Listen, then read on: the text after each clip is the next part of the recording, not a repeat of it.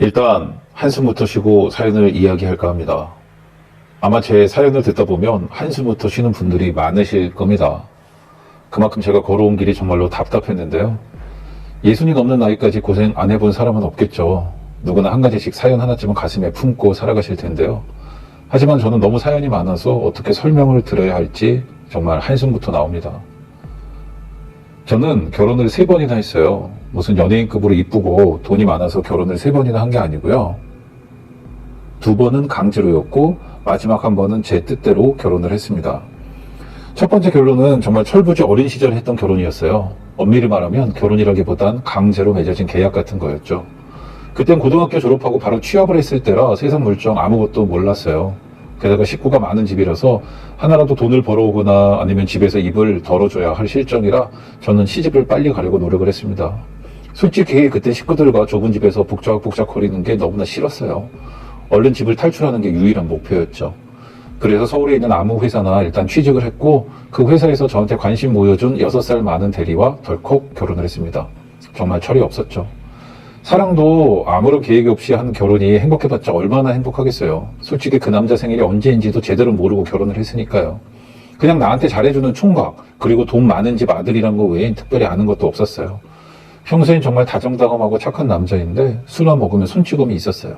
엄밀히 말하면 폭행이라기보단 주사에 가까웠는데 굉장히 좀 난폭했죠. 뭐가 그래도 세상에 불만이 많은지 술만 마시고 오면 집에 있는 식탁, 의자는 싹 다 던져버리고 어쩔 땐 자기 화를 못 이겨서 화장실 유리를 주먹으로 깨 부수기도 했어요. 지금 생각해보면 약간 알코올성 정신질환도 있었던 것 같네요. 매일매일이 불안해서 못 살 것 같아서 이혼하자고 했더니 그걸로 또 술 마시고 난동을 부리더군요.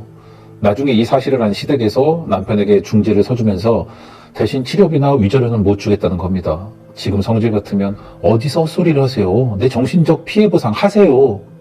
라고 했을 텐데 그땐 어리고 당장 무서우니까 알았다고 하고 이혼 서류에 사인하고 그 집을 빠져나왔죠. 팔자에도 없는 이혼녀 꼬리패를 달고 집으로 돌아오니 집에서 난리가 났습니다. 게다가 아버지는 위자료 한 푼도 못 받고 쫓겨났다면서 투덜거리시는데 정말 섭섭하더군요. 그래도 피를 나는 가족이면 딸내미가 이혼하고 오면 마음으로 풀어줘야지 마치 가문에 먹칠한 원수마냥 대하는 게 어디 있습니까? 정말 서럽더군요. 그나마 동생 둘은 저를 위로해 주었는데 믿을 수 있는 게 동생들 뿐이었어요. 그래도 살다 보면 사라진다고 다시 마음을 가다듬고 직장이라도 다니려고 했지만 그게 쉽진 않더군요. 그래서 시작한 게 아이들 학습지 판매였어요. 그땐 국민학교였잖아요. 아직 국민학교 들어가지 못한 아이들에게 일일 학습지를 가져다 주고 간단한 문제는 같이 풀어주는 일이었는데 그렇게 어렵진 않았어요. 간단한 국어부터 산수 문제, 한문 한 글자씩 알려주기 정도였기 때문에 쉽게 알려줄 수가 있었어요. 저는 잘 모르지만 아이들이 저를 잘 따르더라고요. 그래서 이제 엄마들이 저를 참 좋아해 줬어요. 요즘 같으면 맘카페나 SNS로 소문이 확 퍼졌겠지만 그때는 미용실이나 아니면 슈퍼 같은 데서 소문이 퍼졌잖아요. 또래 엄마들 사이에서 제 소문이 퍼지면서 아름아름 일이 좀 들어오더라고요. 그렇게 찾는 것도 많아지고 학습지 양도 늘어나니까 학습지 관리하던 분이 저를 팀장급으로 올려주셨어요. 사람이 인정받게 되니까 더 신나서 일을 하게 되고 계속 선순환이 되더라고요. 그때 학습지 하는 아이들 중에 아빠 한 분이 아내와 사별한 후에 홀로 지내는 분이 계셨어요. 근데 그분이 저에게 엄청 들이댔어요. 매일 전화 오고 만나고 싶다고 하고 요즘 말로 정말 스토커 같더라고요. 처음엔 당연히 거부했죠. 아무리 제가 이혼녀라고 해도 애 있는 호라비에 맞는다는 건 정말 상상도 못할 일이었으니까요. 그런데 정말 이 남자는 끈질기게 구애를 하더군요. 한 번만 만나달라고 통사정을 해서 딱 커피 한 잔 마셨는데 무대뽀로 들이밀며 사귀어 달라는 겁니다. 저도 제 상황을 이야기하면서 자신도 없고 누군가를 사랑할 여유가 없다고 했죠. 지금 보면 진짜 경찰에 신고할 일인데 그땐 그게 10번째가 안 넘어가는 나무 없단 식으로 포장될 때였어요. 매일 선물 보내고 매일 찾아와서 만나달라 그러고 게다가 제 주변 사람들은 어떻게 구워 삶았는지 다들 그 사람 괜찮던데? 이런 말을 하니까 저도 슬슬 쇠뇌가 되더군요. 꾸준히 한결같이 들이대니까 은근히 저도 마음이 흔들리게 됐습니다. 그래서 자연스럽게 밥도 먹게 되고 어차피 아이랑은 잘 알고 있으니 셋이 가까운 공원도 놀러 가게 되고 점점 이렇게 셋이 지내는 것도 나쁘진 않겠다는 생각이 들었죠. 그땐 이미 저도 나이가 30대를 넘겼을 때라 더 늦기 전에 제대로 결혼 생활을 하는 것도 나쁘진 않겠다라고 생각했죠. 그리고 하루는 저에게 통장하고 도장을 주더니 이젠 함께 살 건데 이 돈도 맡아줘요. 그리고 보험이랑 내가 가진 재산을 전부 싹 맡아줘요. 이젠 우린 하나니까 라는 겁니다. 통장과 보험 내역서 보고 정말 깜짝 놀랐어요. 근면 성실한 사람인 줄은 알았지만 정말 꽤 많은 돈을 모았더군요. 어차피 이렇게 된 거 이 남자랑 평생 함께하면 굶어 죽진 않겠다 싶어서 바로 혼인신고를 했습니다. 어차피 서로 결혼식을 한 번씩 올린 사이니까 가까운 지인들만 초대해서 가볍게 식사만 했어요. 그리고 이젠 나도 제대로 된 결혼 생활을 좀 누리려고 생각했죠. 하지만 하늘은 제가 평범하게 사는 걸 질투하셨나 봐요. 이상하게 그날따라 아침부터 몸이 쑤셔서 병원에 가서 링거를 맞고 잠이 들었는데 눈을 떠보니까 삐삐가 엄청 와 있는 거예요.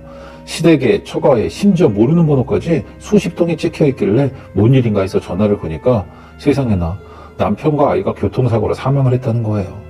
그래서 남편 시신이 있는 병원으로 달려가서 어떻게 된 일이냐고 물었더니 남편이 아이랑 시댁에 다녀오다가 교차로에서 신호 위반한 차하고 충돌해서 차가 전복되는 바람에 사망했다는 겁니다.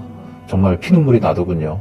이제 막 혼인신고 올리고 같이 살 집에 나름 신혼살림 들여놓고 아이랑 셋이 어떻게 살까 하며 행복한 상상을 하던 시기였는데 정말 하늘은 저를 가만두지 않더군요.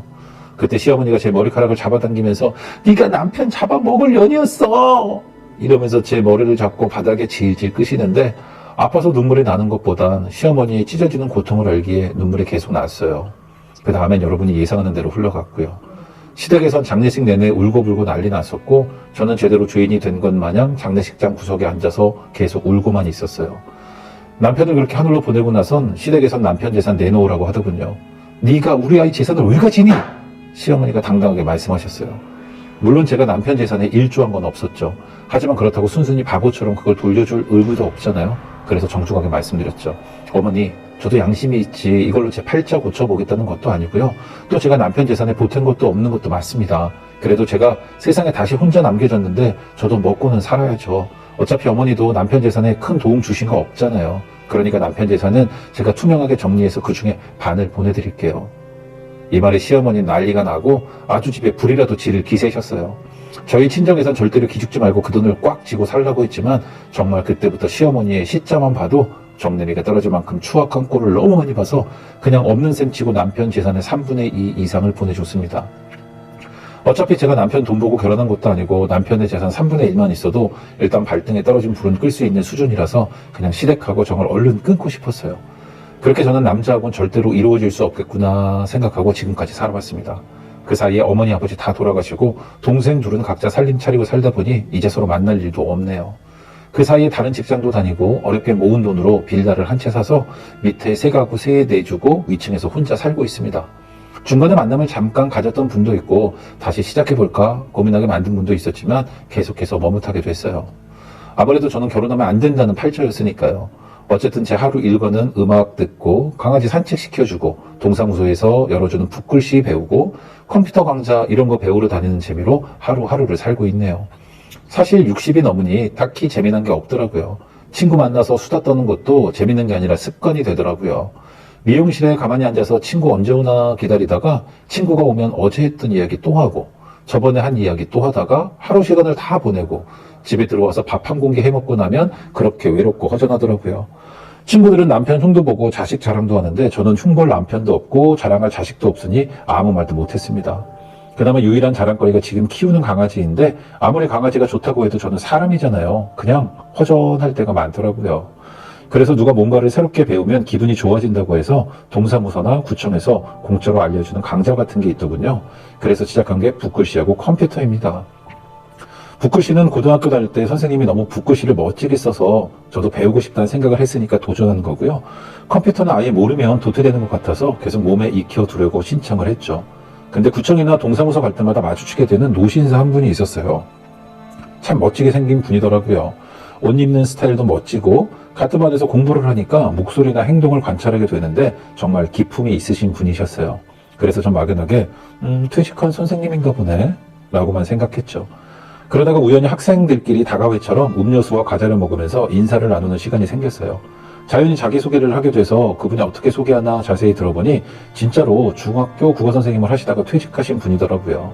별것도 아닌데 전 제가 맞춘 것 같아서 속으로만 신기해하고 있었죠. 그런데 이분하고 가까워질 계기가 생겼어요. 컴퓨터 수업 중에 강사가 조를 짜서 숙제를 내줬는데 그분과 제가 같은 조가 된 거예요. 처음엔 기분이 너무 좋더라고요. 제가 은근히 존경하는 직업을 가졌던 분과 함께 과제를 하다니 좀 신기했어요. 사실 집에서 반대가 엄청 심해서 여고도 간신히 졸업했거든요. 아빠는 여자가 배워서 뭘 하냐며 교육 반대가 심하신 분이었고, 엄마는 그래도 맏딸인데 후회 없이 학교는 보내주자고 해서 여고까지는 졸업했던 거라 책이나 교육에 대해 갈증이 좀 있었습니다. 그래서 그분과 과제를 같이 하는데 아무래도 컴퓨터에 능숙하신 분이라 그런지 과제도 척척 해내시더라고요. 참 오랜만에 배울 점이 있는 분을 만나니 존경심이 솟더라고요. 그래서 차나 한 잔 대접하고 싶다고 해서 차를 한 잔 나누다가 근데 퇴직 후에 지금은 어떤 일을 하세요? 라고 물었더니 그분은 지금은 혼자 살면서 그동안 교직 생활에 있었던 일이나 그때 썼던 작품들을 모아서 책을 출판하고 싶다는 겁니다. 그리고 아내와는 사별을 했고 아이는 둘 다 미국에 이민 가서 지금은 혼자 계시다는 것까지 이야기를 나누게 됐죠. 참 외롭게 사시는데 그 외로움을 멋지게 이겨내는 분 같아서 조금 끌리더라고요. 그리고 집에 돌아왔는데 계속 두근거리고 그분이 생각이 나는 거예요. 오랜만에 설레는 남자를 만났다는 생각이 들었죠. 이 나이에 이게 무슨 주책인지 모르겠지만 사랑이란 게 나이가 어디 있고 국경이 어디 있겠어요. 나도 모르게 끌리는 거니까요. 그냥 그분만 봐도 마음이 뛰는 게 이게 사랑인가 싶더라고요. 그래서 이 얘기를 친구에게 했더니 친구가 나이 먹고 무슨 주책이야. 그리고 그 늙으니까 어디가 좋아. 삐쩍 꼬라가지고 평생 공부만 했던 공부벌레같이 생겼더만. 너도 취향 참 독특하다. 이렇게 친구가 한마디 하는데 저는 이상하게 그분이 더 멋져 보였습니다. 그리고 꿈에 나올 정도로 저도 모르게 자꾸 끌렸고요. 그러니까 더 확신이 들더라고요. 지금까지 살면서 단 한 번도 내가 사랑해서 결혼한 적이 없고 내가 먼저 들이대서 사귄 적도 없는데 그렇게 만난 남자들과는 언제나 결과가 안 좋았으니까 이번엔 내가 먼저 사귀어보자 결심을 했죠. 운명을 거슬러 보면 나도 진짜 사랑을 만날 수 있지 않을까? 별의별 생각이 다 들더군요. 근데 마음은 마음일 뿐이고 솔직히 고백하기는 쉽지가 않더라고요. 그런데 컴퓨터 광자 교육도 다 끝나가니까 점점 저도 조바심이 나는 거예요. 이거 다 끝나면 만날 일도 없는데? 그러면서 발을 동동 구르는데 친구가 야, 그럼 반찬이라도 갖다 줘봐. 호래비가 그런 거 좋아하잖아. 별다른 거 좋아하겠어? 그 말에 전 귀가 솔깃해서 바로 반찬 좀 만들고 시장에서 사온 거랑 섞어서 그분에게 선물로 드렸습니다. 보통 이 정도 하면 대부분 눈치 좀 채고 아니면 고맙다 정도는 얘기를 하는데 이분은 아주 단호하게 됐습니다. 저는 사먹는 반찬 가게가 있어서 괜찮습니다. 이렇게 딱 잘라서 거절하더라고요. 솔직히 좀 민망했습니다. 나이 60 넘어서 제 행동이 주책 맞다는 건 알지만 그래도 좋아하는 내 나이가 어디 있습니까? 그리고 그 정도 표현하면 나름 이해를 갖춘 건데 대놓고 반찬까지 거절하니까 기분이 확 상하더군요. 그래도 전 용기를 내서 물어봤죠. 제가 선생님이 마음이 있어서 이러는 거 아시잖아요. 그럼 하나만 물어볼게요. 혹시 좋아하는 분이 있어서 그런 건가요? 그랬더니 그분은 그건 아니라고 하더군요. 그래서 뭐냐고 자꾸 물어보니까 그분이 하는 말이 제가 사실 어머니를 모시고 살고 있습니다. 그래서 반찬도 정해진 것만 먹어야 하고 어쨌든 누군가를 만나고 시간을 보낼 여유가 없습니다. 순간 그분이 더 사랑스러워 보이더군요. 나이든 어머니를 모시느라 본인도 힘들 텐데 저렇게까지 열과성을 다하는 분이라니 뭔가 배울 점이 많은 분처럼 느껴지는 거예요. 그래서 전 그럼 그 반찬 가게를 저에게 알려주세요. 얼마나 맛있는지 저도 한번 가서 사 먹어보게요. 이런 식으로 어떻게든 그분과 이어져 보려고 노력했죠. 하지만 그럴수록 그분은 계속 저를 밀어내더군요. 자존심은 상했지만 그냥 이분을 놓치면 제 인생에 다시는 남자는 없을 것 같았어요. 그래서 전 계속 쫓아다니며 그분이 드디어 얘기를 하는 순간까지 지냈어요. 전 치매를 앓고 계신 어머니를 모시고 삽니다. 이 나이에 치매 엄마 병수발 들면서 살고 싶으세요? 그냥 가끔 만나서 차나 한잔하고 그러는 걸로 저는 만족하니까 이제 그만 선을 넘진 말았으면 좋겠습니다. 치매 어머니를 모신다는 말에 저도 움찔하게 되더라고요. 솔직히 이 나이에 저도 대접을 받아야 하는데 나이든 치매 노인을 어떻게 돌보겠어요. 그분의 그 말이 마음에 계속 남더군요. 친구도 역시 미쳤어? 이 나이에 기저귀 빨리 하려고 그래? 그냥 잊어. 그리고 가끔 만나서 데이트나 해. 그리고 너 올린 게 남잔데 무슨 사서 고생을 하려고 그래? 그런 충고를 들을 때마다 마음이 너무 아픈 겁니다. 60 넘게 진짜 사랑을 못 해봤는데 오히려 어렵고 힘들 때 돕는 게 사랑이라면 이럴 때 그분 옆에 있는 게 진짜가 아닐까 싶더라고요. 그래서 전 그분에게 찾아가서 힘들면 나눠야죠.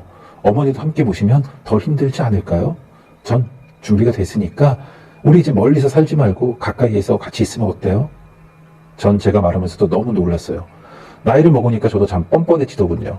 이 남자 놓치기 싫어서 아주 말이 줄줄줄 나오는데 그분도 그 말이 기분이 좋아졌는지 그냥 배시시 웃더군요. 그렇게 어머니에게 인사를 드렸습니다. 치매 걸린 노인이라 그런지 방에 누워서 TV만 보는데 예상했던 것보다 단정하고 고우신 분이었어요. 그래서 제가 어머니 이제 앞으로 제가 옆에서 잘 돌봐드릴게요 그냥 새아기라고 불러주시면 돼요. 이러니까 어머니가 굉장히 좋아하시면서 갑자기 그분을 부르는데 다른 사람 이름을 부르는 겁니다. 그런데 그분도 다른 사람 이름을 듣고 쪼르르 가서 어머니께 한다는 말이 네 이모 알았어요. 그렇게 할게요. 이러는 거예요. 이게 도대체 어떻게 된 상황인가 조금은 어리둥절하더군요. 그래서 물어보니 지금 치매 걸린 어머니가 그분을 조카로 오해하고 계신다는 거예요. 이유는 모르겠는데 어느 날부턴가 자꾸 조카 이름으로 불러서 아예 포기하고 조카처럼 행동하기 시작했다는 겁니다. 한때는 어머니 왜 이러시냐며 화도 내봤다는데 그럴 때마다 경기를 일으키시고 기절하셔서 어쩔 수 없이 조카 노릇을 한다는 거예요. 그 말을 듣는데 정말 슬프더군요. 내 친엄마를 엄마라고 부르지 못하고 이모라고 부르는 남편의 속마음을 조금이나마 이해하게 됐어요. 그래서 더욱더 곁에 주고 싶었죠. 이런 모진 고생하며 어떻게 바깥 생활을 했는지 이 남자에 대해서 존경심마저 들었습니다. 혼인신고하자마자 제가 집안으로 들어와 곳곳을 청소했죠. 아무래도 후레비 혼자 살림했던 집이라 그런지 부족한 점이 많았거든요. 근데 시어머니가 오시더니 저를 툭툭 치면서 근데 아줌마는 누구야? 그러시는 겁니다. 그래서 어머니 저 며느리예요 라고 설명해 드리니까 어머니는 우리 조카가 벌써 장가를 갔어? 아이고 좋아라 이러면서 엄청 좋아하시더군요. 그러더니 저한테 1,000원을 주시면서 맛있는 거 사 먹으라고 하시는데 참 귀여우시더군요. 하지만 그건 그때뿐이고요. 갑자기 다른 생각을 하게 되면 제 머리를 자꾸 흔들면서 온갖 욕설도 퍼부었다가 아무도 없는 방에서 혼자 사진을 보며 1시간 넘게 대화도 하시고 어쨌든 종잡을 수가 없는 일들이 생기곤 했어요. 그나마 욕했다가 웃었다가 하는 건 이해할 수 있었죠. 그때 맞춰서 행동하면 되니까요. 어떤 날은 저를 남편이라 바람난 여자로 몰아세우면서 그냥 도망치면 되는 거고 또 어떤 날은 저를 조카 며느리로 생각하시면 전 거기에 맞춰서 재롱을 떨어뜨리면 됐고요. 같이 장보러도 나가고 그러면 됐거든요. 특히 치매 환자는 정기적으로 외출을 통해 운동을 해주는 게 굉장히 중요하다고 해서 정해진 시간에 외출 겸 장을 보러 나가곤 했어요. 근데 그날 사고가 터진 거예요. 제가 잠깐 방심한 사이에 시어머니가 누군가를 쫓아서 사라져버린 거예요. 물론 30분 만에 경찰서에 계셔서 모시고 왔는데 그때 처음이자 마지막으로 남편하고 대판 싸웠네요. 물론 제가 잘못했으니 할 말은 없지만 남편은 자기 엄마가 잘못됐으면 어떡하냐고 상처 주는 말을 해서 저도 모르게 그만 그럼 당신이 모셔! 라고 마음에도 없는 말을 하고 말았죠. 한동안 남편하고 말도 안 하고 있으려니 정말 가시방석이 따로 없었습니다. 그리고 괜히 치매 노인 모신다고 해서 나만 힘든 거 아닌가 별의별 생각이 다 들더라고요. 그런데 그 다음 날쯤 어머니가 열이 굉장히 나는 거예요. 보니까 잠깐 돌아다니시면서 어디에 부딪혔던 것 같은데 그 부분이 멍이 들면서 몸이 아프니 열이 나는 듯 했습니다. 얼른 병원에 모시고 가려고 남편이 어머니를 부축해 나가려고 하는데 시어머니가 넌 됐고 우리 아들 오라고 해! 이러시는 겁니다. 남편은 어머니 제가 아들이에요 이렇게 애원을 하는데 어머니는 계속해서 우리 아들 오라고 해! 나는 아들 아니면 병원 안 가! 이렇게 고집을 피우셨습니다. 남편은 그 말이 얼마나 섭섭하고 슬펐겠어요. 엄마에게 자식 대접도 못 받으니까 서름에 눈물도 흘리고 반면에 화가 치미니까 어머니 이제 제발 그만 좀 하세요. 저도 지긋지긋하다고요. 언제까지 자식 새끼 몰라보려고 그래요. 내가 그렇게 미워요? 내가 그렇게 싫어요? 하며 오열을 해댔는데 제 가슴이 미어질 것 같더라고요. 얼른 남편을 진정시키고 어머니 모시고 병원에 다녀오니 다행히 큰 병은 아니라고 진단을 받았지만 한 번 터진 남편의 감정은 추스릴 수가 없겠더라고요. 그래서 조심스럽게 물어봤죠.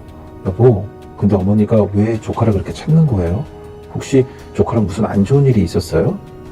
근데 남편도 모르겠다고 합니다.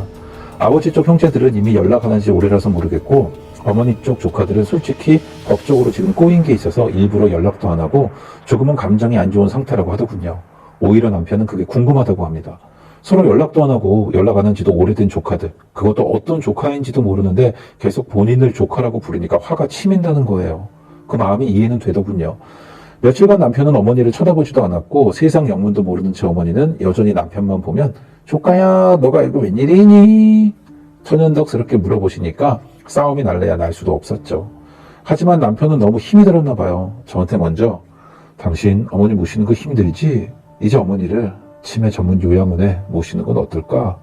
이러는 겁니다. 저는 요양원이 편하긴 하겠지만 남편의 마음이 괜찮을까 걱정이 됐어요. 남편은 자기도 이젠 참을 만큼 참았고 견딜 만큼 견뎠으니까 어머니를 차라리 시설 좋은 곳에 모시는 게 나을 수도 있겠다는 겁니다. 솔직히 그 말이 틀린 건 아니죠. 매일 답답한 집에서 제대로 된 치료도 없이 막무가내로 지내는 것하고 꾸준히 관리받는 거하고는 달랐으니까요.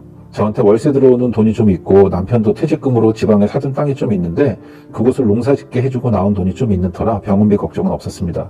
그래서 치매 전문 요양병원에 어머니를 모시기로 결정을 했죠. 병원으로 가던 날 어머니가 남편 손을 잡고 나 잘 다녀올게. 그리고 우리 아들 오면 나 병원 간다고 꼭 이야기해줘. 우리 아들 놀러 올 수 있게.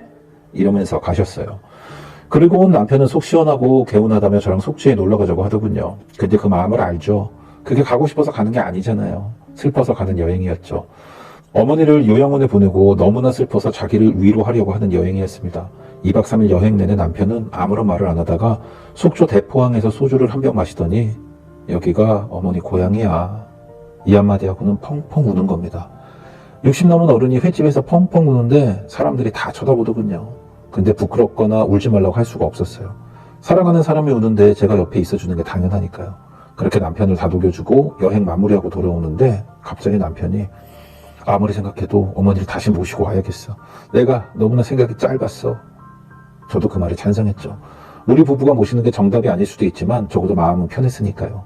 그래서 다시 병원에서 어머니를 모시고 집으로 왔습니다. 어머니는 그 사이에 혼자 있는 게 많이 힘드셨나 봐요. 계속해서 우리 아들 어딨어? 이러시는데 남편은 자기가 아들이면서도 아들 언젠가 오겠죠. 일단 저랑 같이 가요. 이러면서 시어머니 달래느라 정신이 없었어요. 그렇게 다시 일상이 시작됐고 그냥 평범한 하루하루가 계속됐습니다. 근데 어느 날 진짜로 조카 한 명이 찾아온 거예요. 법적으로 무슨 갈등이 있다더니 그날 처음 알게 됐네요. 알고 보니 시어머니와 시댁 식구들 공동 명의로 땅을 사준 게 있는데 이게 여러 이름이 걸쳐 있으니까 매매하기가 좀 어려웠나 봐요. 근데 이 땅을 파는 걸 시어머니는 반대하는 입장이고 다른 시댁 식구들은 찬성을 했는데 지금 한 분 두 분씩 나이가 드셔서 돌아가시니까 매매가 힘든 상황이 됐나 봐요. 그런데 시어머니는 치매까지 걸려서 계약을 할 수 없으니 대리인인 남편이 그걸 사인해 주길 바랬는데 남편은 어머니의 뜻을 모르니 완강히 거부한 상황이고요.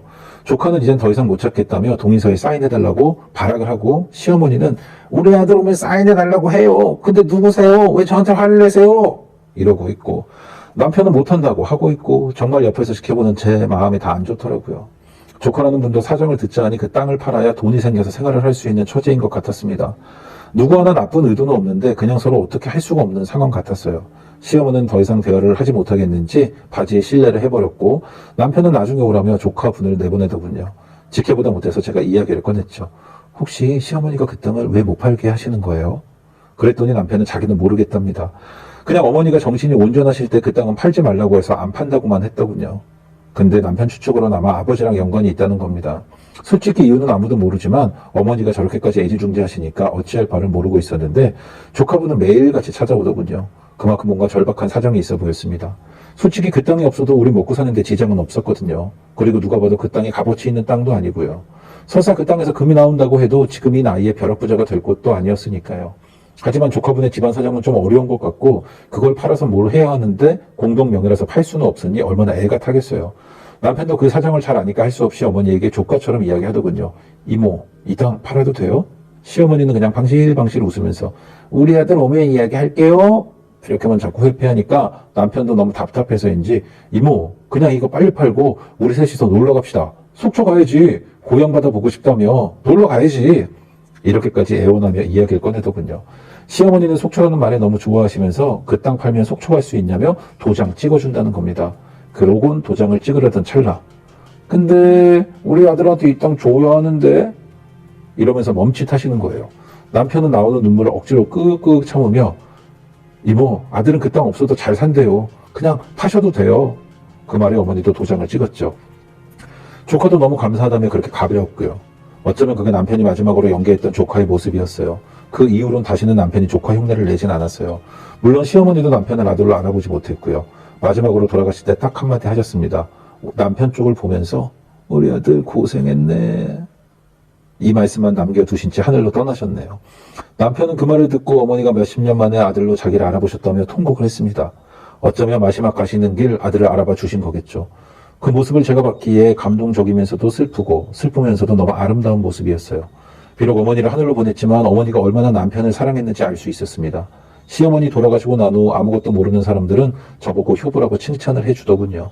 치매 걸린 노인을 끝까지 간호했다고 좋게 포장해 주시는데 저는 정말로 한 게 없어요. 오히려 남편이 대단하죠. 어머니를 어머니라 부르지도 못하고 이모라고 불렀던 남편의 마음은 얼마나 찢어졌겠어요. 그나마 마지막에 어머니가 아들이라고 불러줬기에 남편은 그걸로 다 됐다며 그 한많은 시간을 다 잊은 듯 보였습니다. 제가 주정뱅이 남편을 만나고 사랑을 제대로 이루지 못한 채 하늘로 남편을 떠나보내며 다시는 사랑을 못할 줄 알았지만 지금의 남편 덕분에 진짜 사랑이란 게 뭔지 배우고 삽니다. 아낌없이 주는 것, 힘들 때 옆에 있어주는 것이라는 걸.